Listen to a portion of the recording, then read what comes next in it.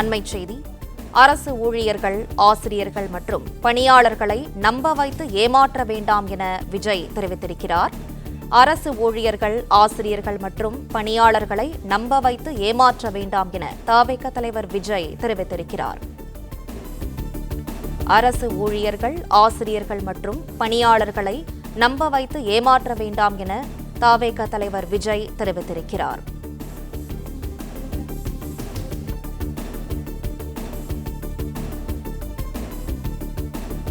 கூடுதல் விவரங்களை செய்தியாளர் மகேந்திரன் வழங்க கேட்கலாம். மகேந்திரன், வணக்கம். விவரங்களை சொல்லுங்க.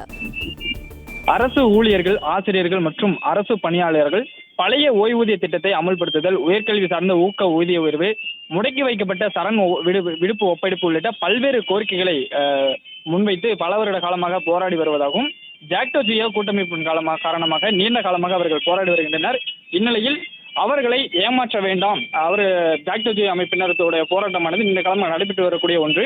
அவர்களை ஏமாற்ற வேண்டாம் என்று தமிழக வெற்றிக் கழக தலைவர் விஜய் அறிக்கை ஒன்றை வெளியிட்டிருக்கிறார்.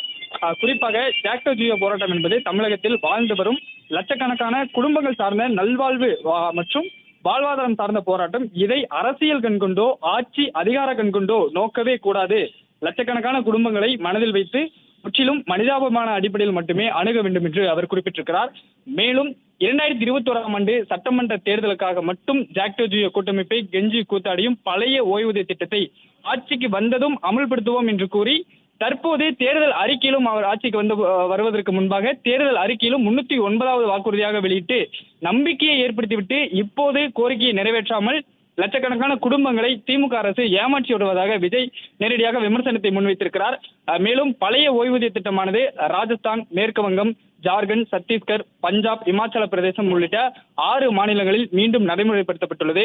கர்நாடக அரசும் அதை மீண்டும் கொண்டு வரப்போவதாக அண்மையில் அறிவித்துள்ளது எனவும், எல்லா மாநிலங்களுக்கும் முன்னோடியாக திகழ்கிறோம் என்று சொல்லக்கூடிய தமிழ்நாடு அரசு இதுவரை நிறைவேற்றாமல் இருப்பதாக விமர்சனத்தை சொல்லியிருக்கிறார். திமுக அரசின் கபட நாடக ஏமாற்று வேலையால் அரசு ஊழியர்கள், ஆசிரியர்கள் மற்றும் அரசு பணியாளர்கள் விடுமுறை நாளான இன்றும் கூட போராட்ட களத்தில் இருப்பதாக விஜய் தன்னுடைய விமர்சனத்தை முன்வைத்திருக்கிறார். மேலும் இது மிகப்பெரிய கயிறு நிலையாகும். தற்போதைய ஆளும் திமுக அரசு இது ஒரு பொருட்டாகவே படவில்லை என்பதும் வெளிப்படையாக தெரிவதாக குற்றச்சாட்டை கூறியிருக்கிறார். இது போன்ற பாராமுக செயல்களால் அரசு மீதும் அரசியல்வாதிகள் மீதும் நம்பிக்கை இழந்து லட்சக்கணக்கான குடும்பங்களின் நலன்களை ஆழமாக மனதில் வைத்து அரசு ஊழியர்கள், ஆசிரியர்கள் மற்றும் அரசு பணியாளர்களின் ஜாக்டோ ஜியோ கூட்டமைப்பின் போராட்டத்திற்கு தமிழக வெற்றிக் கழகத்தின் சார்பாக முழுமையான மனப்பூர்வமான ஆதரவை தெரிவித்துக் கொள்வதாக விஜய் அறிக்கை வெளியிட்டிருக்கிறார். ஜாக்டோ ஜியோ அறிவித்திருக்கக்கூடிய இந்த போராட்டத்துக்கு தமிழக வெற்றிக் கழகம் தங்களது முழுமையான ஆதரவை அளிப்பதாக தமிழக வெற்றிக் கழக தலைவர் விஜய் கூறியிருக்கிறார். தொடர்ச்சியாக அவர்கள் கோரிக்கையை நிறைவேற்ற வேண்டும் என்றும் தமிழக அரசுக்கு கோரிக்கை வைத்திருக்கிறார்.